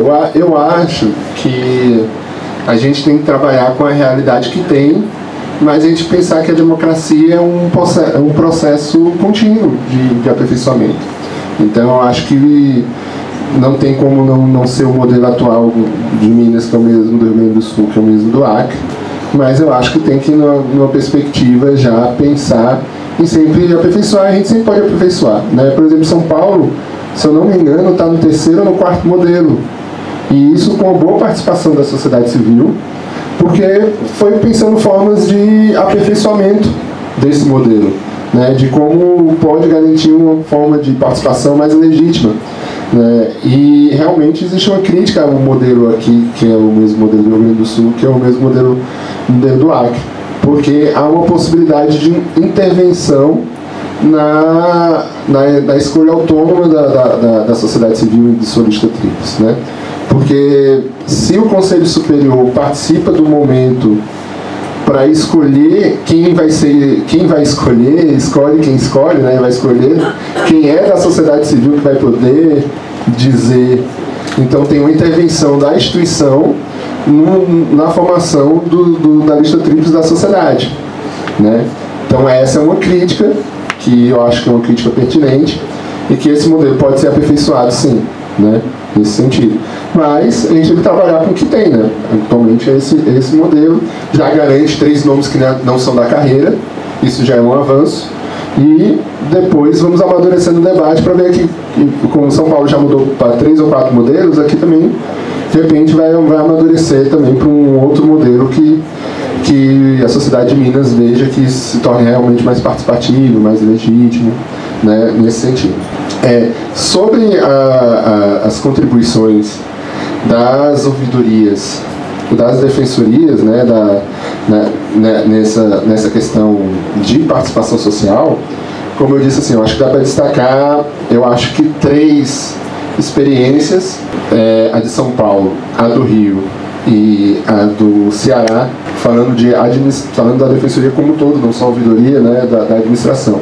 A de São Paulo, que faz as conferências bienais, essas conferências que vão, como se fosse o plano de gestão da defensoria, que tem uma ampla participação de movimentos sociais e comunidades, e que vai dar um norte para como a Defensoria de São Paulo vai se planejar, se estruturar, propor orçamento, etc. A própria questão do orçamento participativo no estado do Ceará, que a Defensoria Pública já está no 7, já fez o 7º, vai fazer o 8º orçamento participativo, né? E essa questão do acesso à justiça nos territórios do Rio, que faz um jogo com a ouvidoria, movimentos sociais, e abre todo o caminho para a atuação da defensoria nos territórios, né? Acho que também é uma outra forma de participação social muito importante. E agora, só lembrando assim, um parênteses, mas tem a ver com isso, lá na Defensoria do Rio Grande do Sul, teve um defensor público geral, se chama, que é meu amigo, o Carlos Federico Guazero. Ele está agora aposentado, né? O pessoal carinhosamente conhece ele, chama de Bicom, não sei se vocês chegaram a conhecer. Ele foi defensor público geral na época do governo Olívio Dutra. Naquela época, as defensorias públicas estaduais não tinham autonomia ainda, então era como se fosse uma secretaria do Estado, né? Então, se o governador vai lá e indica o seu secretário, indica o seu defensor público geral. E no governo Olívio Dutra fazia orçamento participativo. Então, a Defensoria Pública fazia orçamento participativo, porque todas as secretarias faziam orçamento participativo. O Guazelli foi mais de uma vez chamado no processo de criação da Defensoria Pública de São Paulo, que foi tardio, né, que foi criada a Defensoria Pública em 2006. E ela já iniciou com ouvidoria externa. E ela já iniciou na lei com essas conferências que escutavam por tema, por região, etc, etc. E aí ele disse que depois encontrou o pessoal, depois da criação, em 2006, e isso impactou quando foi a mudança da lei orgânica da Defensoria em 2009 para ter ouvidoria externa para o Brasil inteiro. Ele disse que encontrou o pessoal que convidava ele para esses debates na formação da Defensoria Pública de São Paulo, e disse, olha, tá vendo?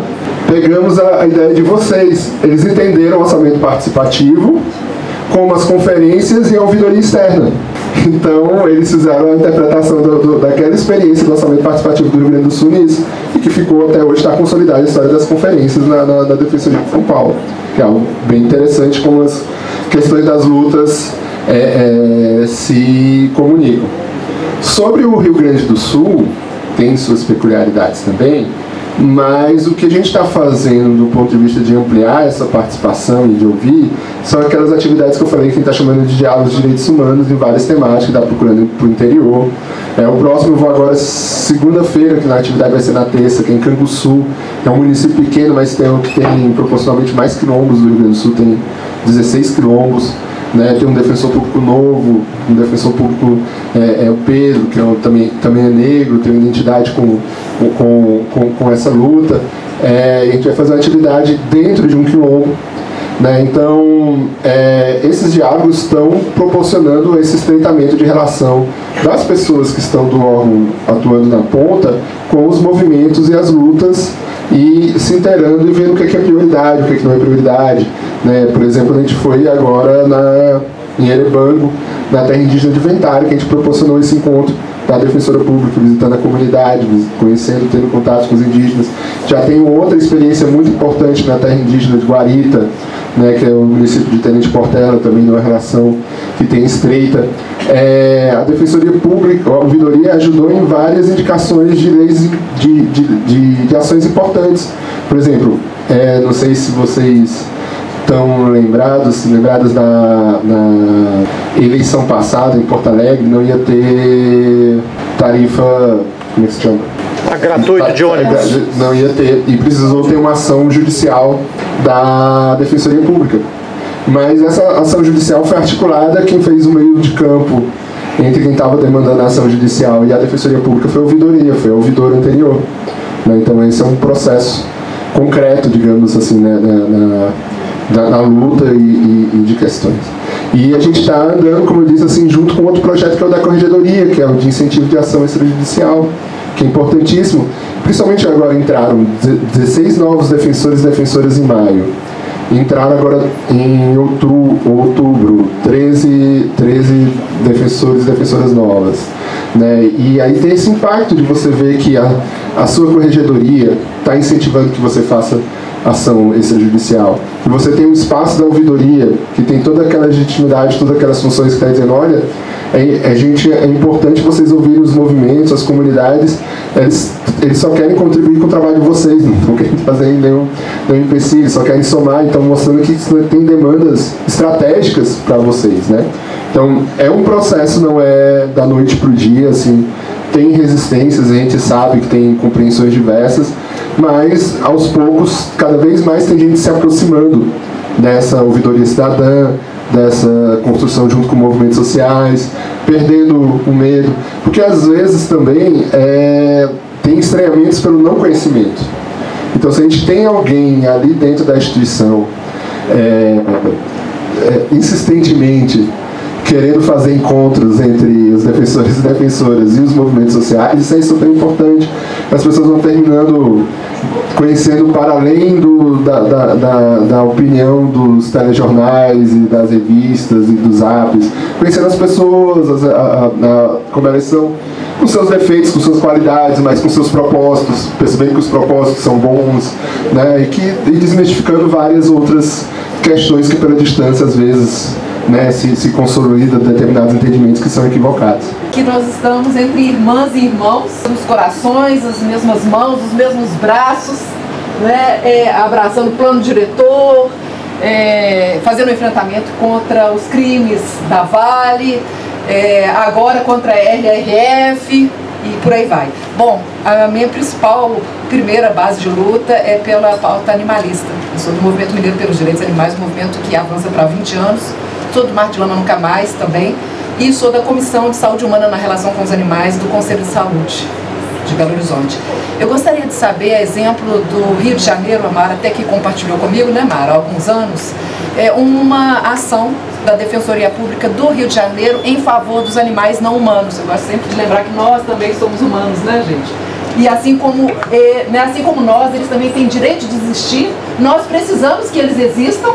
Nós precisamos que eles existam. As zoonoses estão aí se multiplicando. 70% das doenças que nos acometem são de origem zoonótica, né? E porque eles também sentem, sofrem e querem estar junto da sua espécie num ambiente equilibrado, com direito à água, né? Tudo que a gente também quer, só são de outra espécie. Então, eu gostaria de saber, a exemplo do Rio de Janeiro, no Rio Grande do Sul e em outros estados, se você tiver conhecimento, como que está a atuação da Defensoria Pública fazendo esse recorte em relação aos animais não humanos de todas as espécies, né? Principalmente a gente está passando aí um problema grave em relação ao zoológico, né, de Belo Horizonte, essa espetacularização, essa exploração daqueles animais. Mas, por outro lado, a gente precisa de uma instituição que acolha muitos deles que estão ameaçadíssimos de extinção. Só para fazer um recorte da questão dos cavalos, tem várias outras questões. Se você tem relatos para compartilhar. Gente, eu acho, não sei se aqui os colegas defensores têm alguma informação sobre isso, mas eu não tenho conhecimento da Defensoria Pública com ações pelo Brasil nesse sentido. Eu sei que já teve uma ação, mas pela sociedade civil, até sobre o Rio Doce, né, já teve. Tem também lá no Rio Grande do Sul sobre a questão do Guaíba, né, tem também no Rio Grande do Sul sobre as abelhas, né, que é importantíssimo, mas não partindo da Defensoria Pública. Realmente eu não conheço.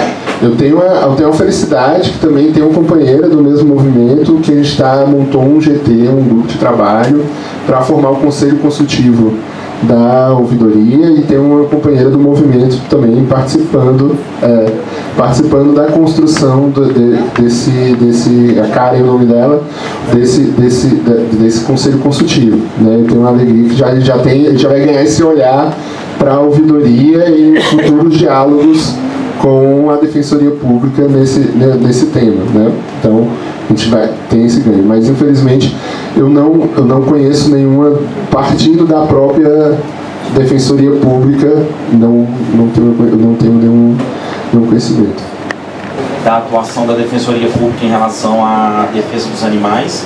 Eu sei que é uma matéria que ainda nós precisamos avançar como Defensoria Pública, e em relação até a atuação da Defensoria Pública na defesa do meio ambiente, a gente precisa de qualificação e precisa de corpo técnico para atuar de forma mais assertiva em relação a esse assunto, porque tem vieses médico-veterinários, vieses de engenharia, engenharia ambiental, engenharia florestal, que poderiam contribuir se nós tivéssemos um corpo técnico dentro da Defensoria Pública para nos apoiar nesses debates que não necessariamente atravessam o nosso domínio científico. A gente tem um domínio jurídico, mas não necessariamente a respeito das especificidades biológicas e étnico-ecológicas.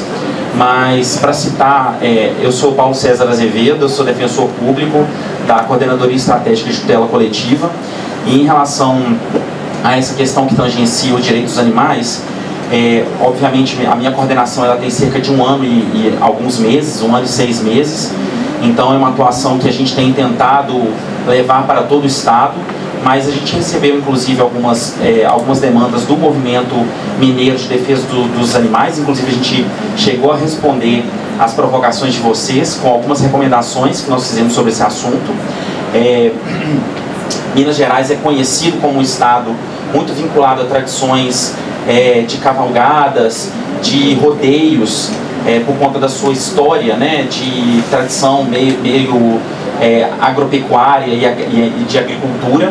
E diante das provocações que vocês fizeram, a gente pediu recomendações aos municípios que realizam esses rodeios, inspirados nos julgamentos que já existem no STF a respeito dessas festas.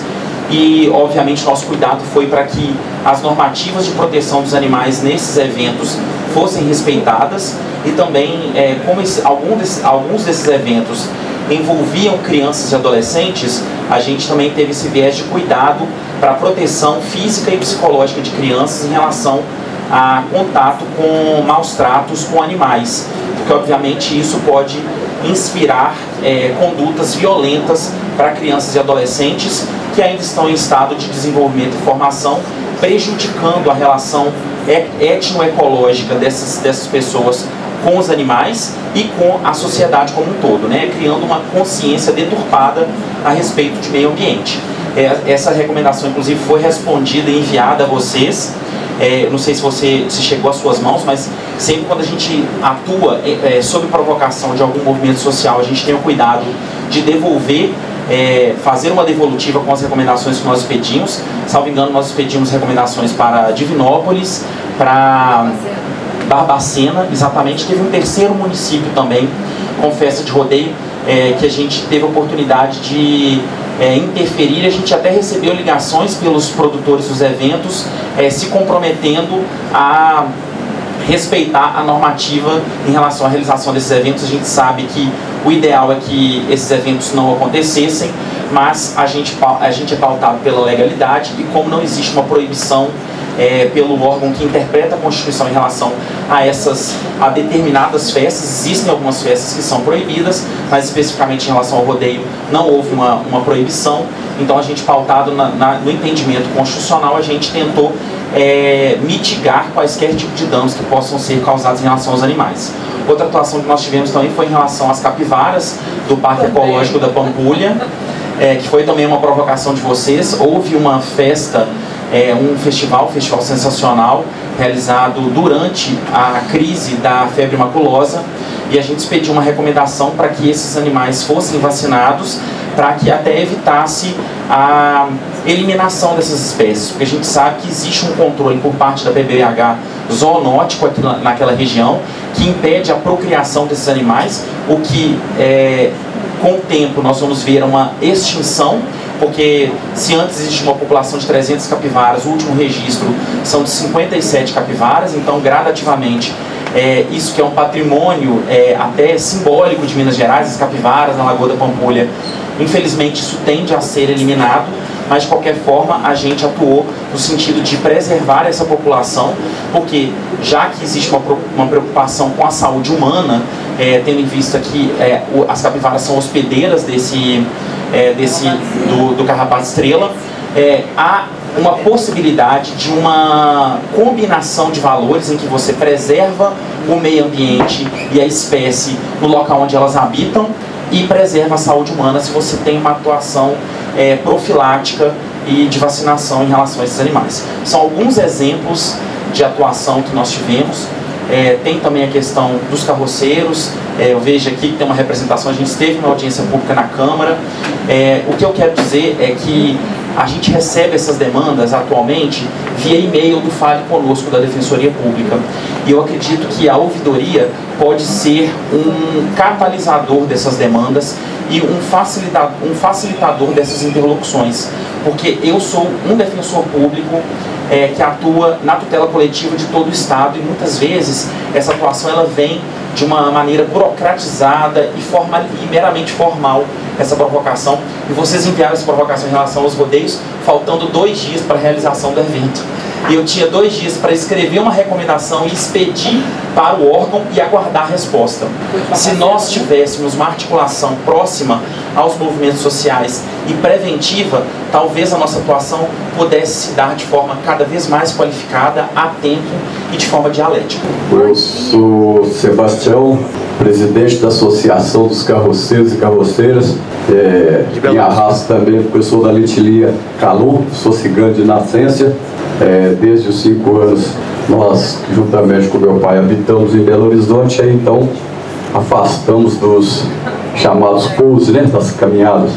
E lá, quando criança, a gente é leigo no entendimento das leis, mas bem próximo aos animais, os nossos pais ensinaram que o homem andaria respeitado sem carregar uma calça, mas teria que carregar um revólver para pôr respeito e até a defesa. O Evangelho de Jesus Cristo nos tira tudo isso do coração e da mente, porque nós sabemos que nós devemos amar o nosso próximo como a nós mesmos. E jamais o homem que vai a uma guerra e leva elementos para ela crescer, ele jamais está sendo inteligente. Aquele que vai lá com sabedoria, prega o amor, a paz, e sai de lá com a guerra totalmente exterminada, esse é o vitorioso. Então a guerra, ela verdadeiramente, os conflitos, eles não nos levam a uma violência a trazer nenhum benefício, mas sim malefício. Com relação aos carroceiros e carroceiras de BH e Grande BH, qual estou à frente dessa associação, o que me traz aqui uma coisa, até falada aqui pelo promotor, e me traz lembrança, é com relação a essa Constituição. Porque eu estou aqui totalmente embasado e não entender sobre a Constituição. Vou te trazer uma memória. Quando a gente era um pouquinho mais novo, eu não estou com muita idade avançada não, mas era um pouquinho mais novo, a gente estava dentro de um coletivo, né? Essa época a Avenida Amazonas tinha alguns pedaços de calçamento e outros eram estrada de terra, então era mais feita no lombo de burro mesmo. Aqui no nosso mercado central, aqui as entregas aí dos presidentes, governadores, aqui eram feitas nas carroças, as entregas das compras, né? Eram levadas dessa forma. Essa época, quando entrava dentro de um coletivo, um policial fardado, os assuntos ali que estavam sendo levados, eles eram parados e as pessoas paravam para dar continuidade aos assuntos, porque parecia que impunham respeito. A Constituição de 88 para cá, parece que ela veio para quebrar isso, parece que ela veio para quebrar o militarismo. Mas hoje, na nossa situação que nós estamos vivendo, pelo menos no mundo dos carroceiros, eu não sei se você, mas o próprio promotor aqui falou um pouquinho aí da guarda, né? Que os impôs ali, é isso? Parece que mudaram só a cor do uniforme, mas a imposição é a mesma. E a falta de respeito. Por que eu digo isso? Porque muitos carroceiros, juntamente com alguém que se diz veterinário, que talvez nem é, porque a gente teve alguns envolvimentos nisso, de alguns carroceiros prejudicados aqui em Belo Horizonte, por essa situação de alguém que se chegou e intitulou que eu sou um médico veterinário e vou impor aí uma situação para você. Penalizando aquela pessoa, conduzindo ela presa com seu animal, ela nem é residente, não é residente, melhor dizendo, nunca passou por essa criminalidade, não teve ali uma orientação e simplesmente ela é condenada, levada ali, penalizada de uma maneira brusca, por meio de força policial. Se a nossa Constituição está aqui, nós temos direito de lei, nós criamos até os 10 mandamentos dos carroceiros, como que a cidade é a nossa roça, a nossa luta é na carroça. Então nós temos a nossa associação, ela coíbe qualquer maltrato, qualquer animal que seja, tanto faz animal humano como não humano. Porque eu vou te dar um exemplo. Muitas das vezes eu vou interferir em uma coisa que não é do meu conhecimento. Talvez eu tenha a prática, mas talvez eu não tenha um profundo conhecimento da coisa. Hoje no mundo nós estamos vivendo humano, se alguém está, vamos dizer, em uma questão de casal, se alguém está ali maltratando a esposa, querendo agredi-la, eu, possivelmente, que não estou sabendo da questão, eu posso chegar lá e separar, porque não posso deixar acontecer aquilo. É um mal que está acontecendo ali, uma briga entre casal. Tem um problema? Tem, mas eu tenho que separar, eu tenho que orientar de alguma maneira para que o mal não venha acontecer. Mas se esse casal está ali naquela praça ali, vamos dizer, brincando, se abraçando, sorrindo, eu entro lá e dou interferência, eu posso sair de lá com uma condição meio desagradável, porque eu estou interferindo numa coisa que eu não sei como que é o andamento daquilo ali. Então nós temos que ter uma consciência de que se existe uma Constituição que defende os carroceiros e carroceiras, que é a nossa comunidade, como o Maxwell tem até uma cadeira ali, presencia também, que ele também faz parte, nós temos que entender. Povo tradicional, né? Povo tradicional. Nós temos que entender qual que é a situação para a gente fazer uma interferência. E o que está acontecendo? Pessoas que têm teoria, mas não têm a prática com os animais, não têm o verdadeiro conhecimento, acham uma coisa espantosa, difícil, uma coisa que... Mas eu tenho que entender o que está acontecendo. Os animais, como a gente fala que faz parte da nossa família, eu acho que eles até elevam mais do que isso. Porque tem famílias que verdadeiramente dependem, trabalham junto com esses animais, mas tem carinhos com eles, tem respeito. E muitas das vezes as pessoas estão chegando para nos corrigir, eu não estou generalizando, mas elas não têm respeito nem com a gente, nem com os animais. E fatos já acontecido. Eu não vou relatar tomando muito tempo aqui, porque tem mais pessoas aqui que devem falar. Mas nós não podemos, eu acho, que invadir essa Constituição que está aqui e passar por cima dela para fazer uma agressão, marginalizar homens e mulheres da Associação de Carroceiros e Carroceiras que estão sendo marginalizados por causa de um querer de parlamentares e de pessoas que estão atuando a eles sem tomar conhecimento da realidade e uma irresponsabilidade muito grande simplesmente para acarinhar votos. Nós devemos olhar para isso. Então eu peço aqui olhar da promotoria, da defensoria, que olhe para nós com um olhar diferenciado e até de misericórdia, se for possível, para que nós possamos verdadeiramente estar junto com os nossos animais, não ser tirados esses direitos. E peço vocês que olhem com olhar carinhoso para os nossos animais. Eles é a nossa razão de ser, é a nossa razão de caminhar como membro da nossa família. Vamos olhar assim, não vamos maltratar não. Ninguém deve ser maltratado, nem os humanos, nem os não humanos. Mas devemos ser respeitados em ambos os aspectos, tanto um como o outro. E se nós fizermos assim, eu acho que nós vamos chegar a um bom conselho. Aqui tem leis, aqui tem métodos para tratar bem os nossos animais, tem aqui os 10 mandamentos. Eu vou deixar aqui na mesa do promotor, né? Para que ele possa examinar juntamente com os demais aqui. E essa aqui é o meu agradecimento por essa oportunidade. E graças a Deus que você criou uma oportunidade como essa, viu? Que Deus abençoe vocês aí por essa atuação. São Sebastião, e temos que cancelar a lei injusta aprovada em Belo Horizonte, proibindo o trabalho dos carroceiros, né? Sem dúvida alguma. Vamos lutar para isso até o fim. Lutar até o fim. Jamais vamos desistir da nossa atuação, que é o nosso trabalho legítimo, verdadeiro, que dá condição ao pai de família, à mãe de família, de levar o seu sustento para casa honroso. Porque estão querendo nos marginalizar através de discurso bonito e falácias bonitas. Mas isso vai ser eliminado. Eu não quero aqui, de maneira nenhuma, maltratar quem quer que seja, que está atuando para a situação dos animais, mas que olhe com a verdade, que olhe com a realidade e que vamos fazer junto. Quem sabe se esse movimento que é contrário nos unindo aí, nós vamos ter uma expectativa diferente para o Brasil, para o mundo todo. Porque a expectativa do Brasil, eu estava ouvindo uma reportagem que triplica o número de animais, né, de todas as formas, mais do que o ser humano. Que coisa boa, hein? Animalzinho bom demais, né? Deus abençoe pela oportunidade. Registrando aqui, Frei Gilvander. Sonha com as belas promessas da gente importante que tem ao redor. Quando entrar o fulano, sair o ciclano, será bem melhor. Mas entra ano e sai ano, e o tal de fulano ainda é pior. Esse é meu cotidiano, mas eu não me dano, pois Deus é maior. O mundo não acaba aqui, o mundo ainda está de pé.